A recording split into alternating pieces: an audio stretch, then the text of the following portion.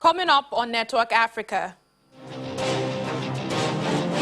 It's Christmas Day all over the world as Christians celebrate the birth of Jesus Christ.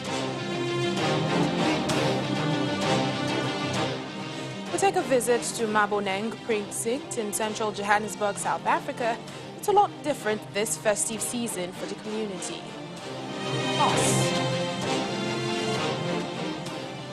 In one of the world's biggest basilica in Yamoussoukro, Christians in Côte d'Ivoire pray for peace and a new year of recovery.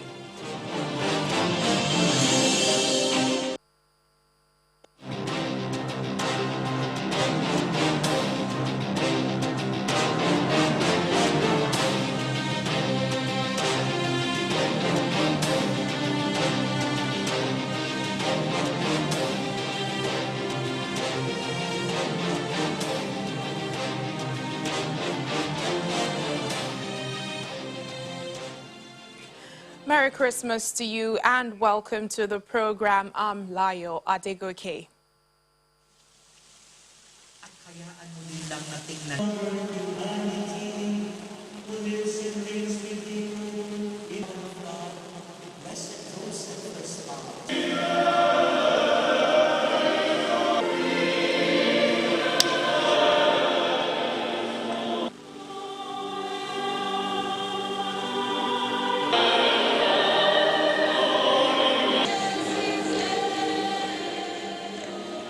Christians all over the world are celebrating the birth of Jesus Christ today, December the 25th, over 2,000 years after his birth.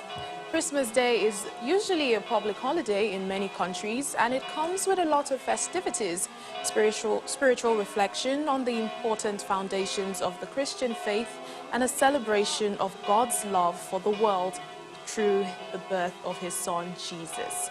The day is also celebrated with church services, exchange of gifts, visits to places of interest, and huge feasts, as well as a display of Christmas decorations such as Christmas tree and lights.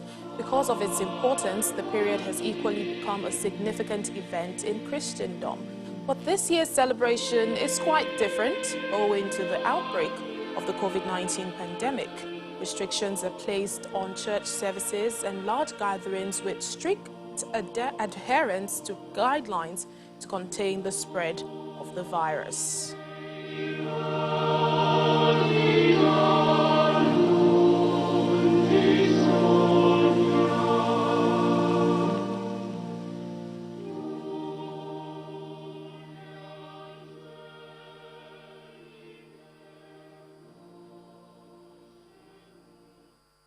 Well, here in Nigeria, Christian faithful also joined the celebration with church services held in states across the country.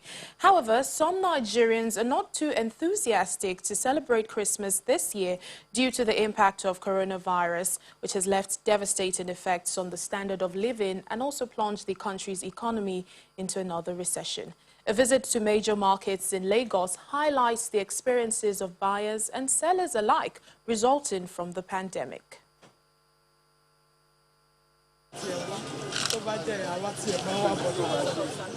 It's the holiday season, and as expected, major markets are buzzing with commercial activities. Last-minute shoppers make up the number.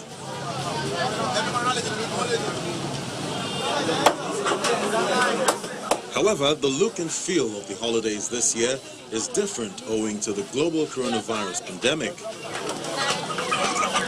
The compliance level to the COVID-19 protocol doesn't seem to weigh heavily in the minds of the people here. The pandemic also took its toll on the people, impacting their personal finances in more ways than one. So I thank God for the little I purchased, but it's not enough. So I bought some, but there's no money to purchase the little that remains. The ripple effect ricochets beyond the buyers.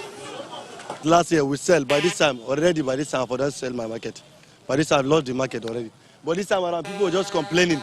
No money, no money. I don't know what is happening now. COVID-19 have affected our business too. Completely.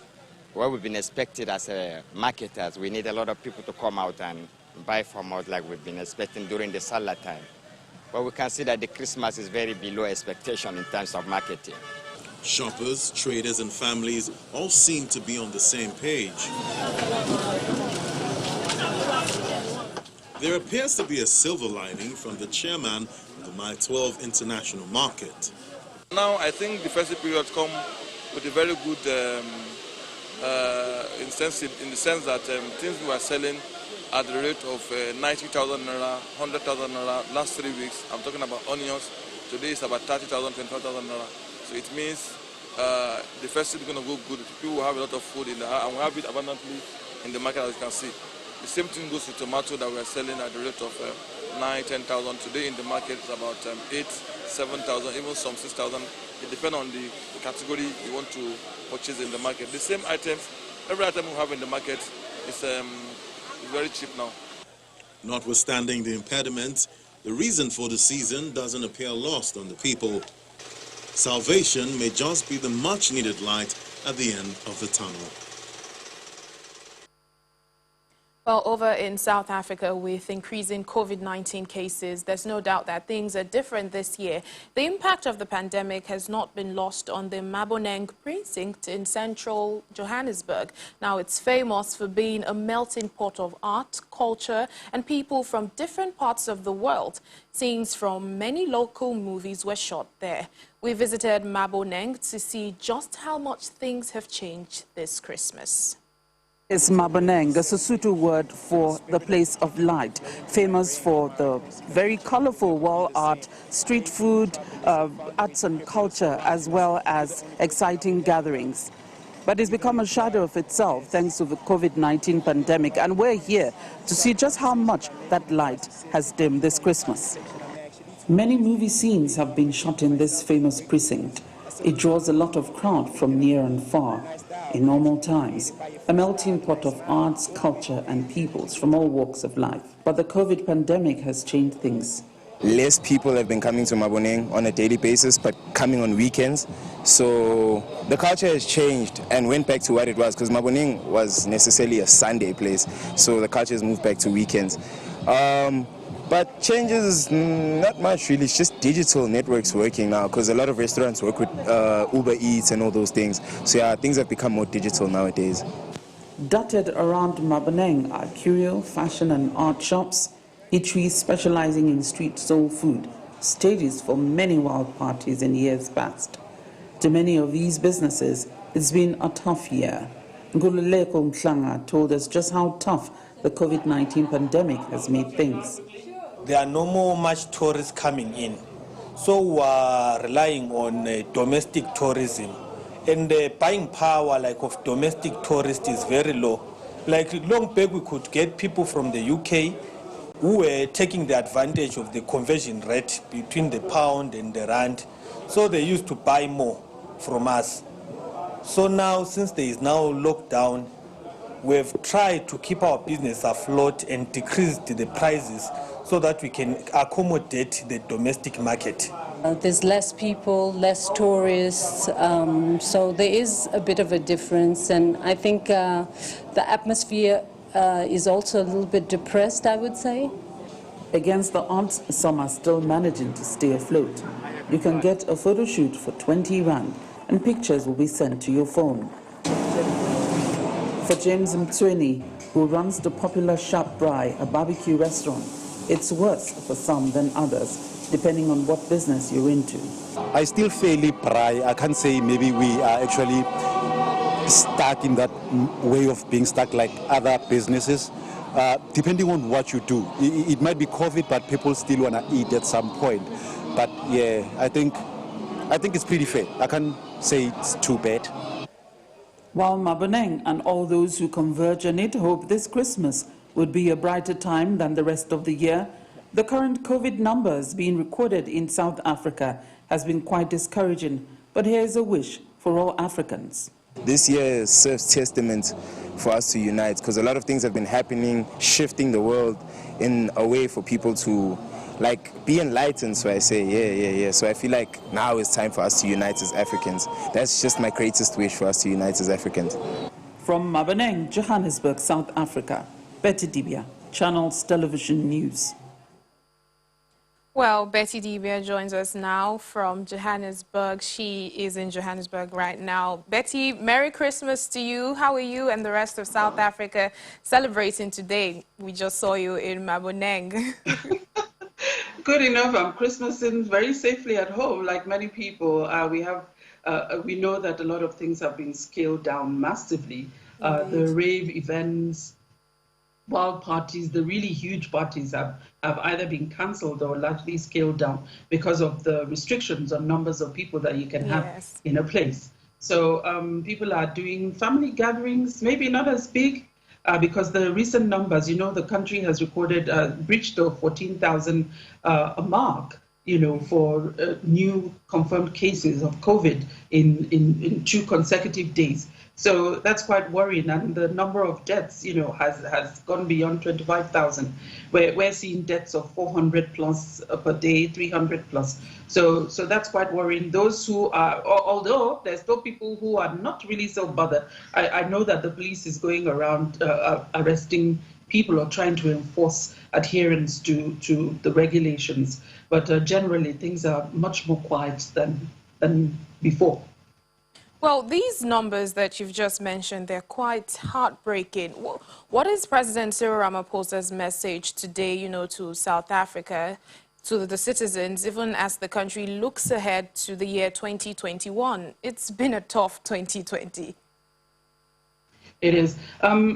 We expect an official message from the president at the end of the year by the 1st of January 2021 or the 31st. But I know that every day he talks about people working together to support government in combating what's going on, not just the COVID-19, the issue of gender-based violence and the likes, and all other challenges, the economy as well. But we have an official statement or official message from the Deputy President, Mr. David Mabuza, who talked about everyone casting eyes on new dreams,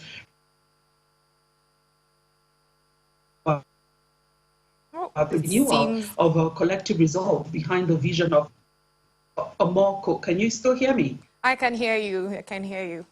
All right. Uniting behind the resolve or the vision of a more cohesive, more inclusive society. The issue of the challenges of COVID, TB, HIV, and AIDS, and gender-based violence as well, for everybody to work together. He noted that this Christmas is no ordinary one. It's not like before, but people have to make the best of it and also try to stay safe and hopefully the numbers will go down and life will get back to normal. We know it won't be very soon, but just for people to be more responsible in the things they do. And on the brighter side, we had many babies born. We had 25 babies born on the 25th of December. So, and I'm sure it's much more than that when you go to the other provinces. Oh, that is really, really cheery news. 25 babies born. That is so nice. Thank you so much, Betty. Thank you, our South Africa Bureau Chief. Thank you for those updates, and do enjoy. And you too. Well, we have more Christmas stories for you after this break. Still ahead. Well, it's quite a gloomy Christmas in Mali as the opposition leader Soumaïla Cissé dies. Please stay with us. Welcome back to the program. Just before we continue with our Christmas stories, let's just have this from Mali. It's not so cheering news coming from the country as the longtime leader of the country's opposition, Soumaïla Cissé, has died at the age of 71.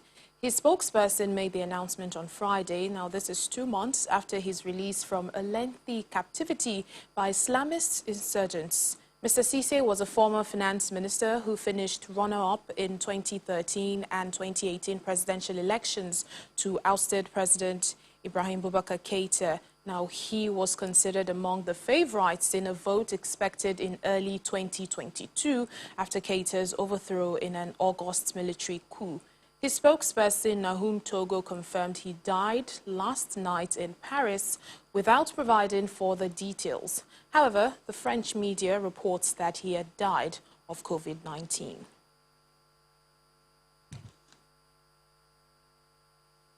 Now let's continue with our Christmas stories. Christians are praying for peace and a year of recovery after the devastating effects of the COVID-19 pandemic. At Christmas Mass in one of the world's biggest basilicas in Yamoussoukro, the administrative capital of Côte d'Ivoire. The Basilica of Our Lady of Peace is loosely modeled on St. Peter's in the Vatican and is a staggering building that stands on deserted shrubland. During the country's civil war, many used this place as a refuge. Today, it welcomes the few hundred Christians who make up less than 1/3 of the population. Some see it as an expensive folly, but worshippers see it as a holy place of repose. Thousands of people gathered for Christmas Mass at the giant Basilica of Our Lady of Peace in Yamoussoukro late to mark the end of a year marred by COVID-19 and a disputed election that opened deep wounds in the West African nation.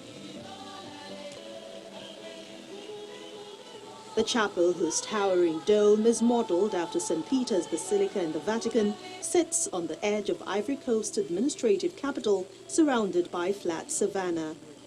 After nightfall on Thursday, worshippers descended on the church, observing antivirus measures, including social distancing and hand-washing, before attending the midnight mass. Borders were closed, as well as churches, and we had to apply social distancing to protect against COVID-19. During Christmas, it is a totally reversed phenomenon. God breaks down barriers, breaks down all borders, and comes towards us to meet us. Man needs the assurance that God is with him, whatever the situation that he is living through.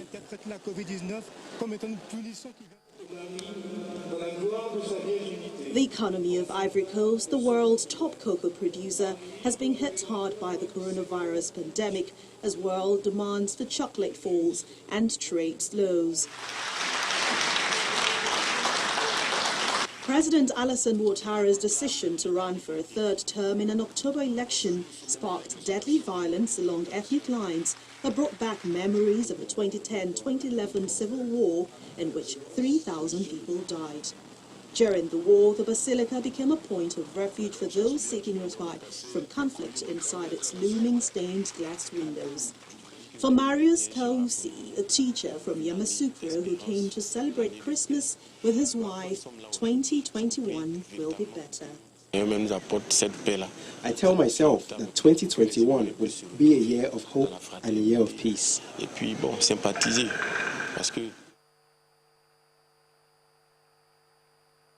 Oh, in Egypt, a small Catholic community attended midnight mass in Cairo as the number of recorded COVID-19 infection rises in the country of 100 million. Millions of Christians around the world are confined to their homes, including in Egypt. Now, the government cancelled Christmas and New Year's Eve celebrations, but allowed churches to open and has so far mainly depended on urgent citizens to take precautions. Here in this church, only a handful of people attended the Mass, with priests and worshippers saying many were either afraid of large gatherings or were taking extra precautions to shield themselves from infection. Coptic Catholics, who number less than 150,000, comprise only of a small proportion of Egypt's Christians. يعني نوع من الاحتياط يعني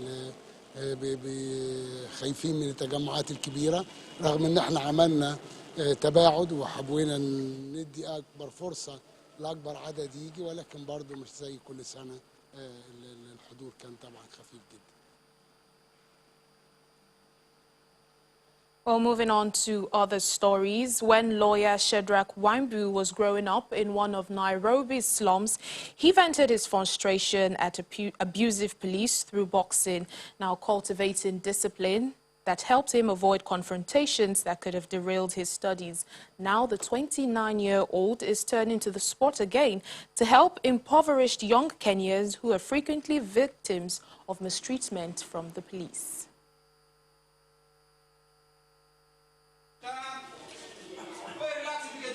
29-year-old lawyer Shedrack Wambui is turning to boxing again to help young people in poor Nairobi neighborhoods.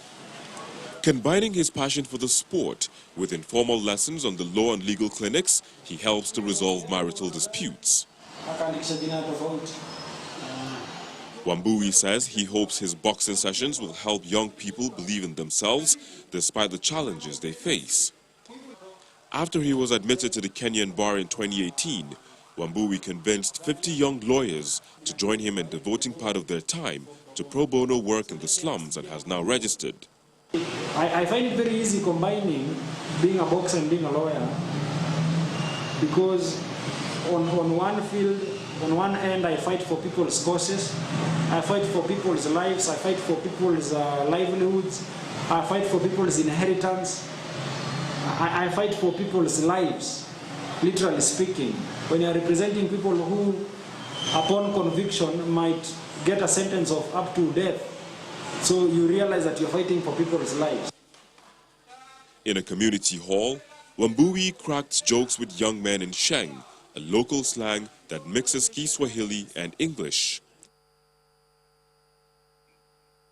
Well, just before we end the program, let's know how festivities are going on in Egypt. Joining us now is Edward Yeranian, the VOA's correspondent in Cairo.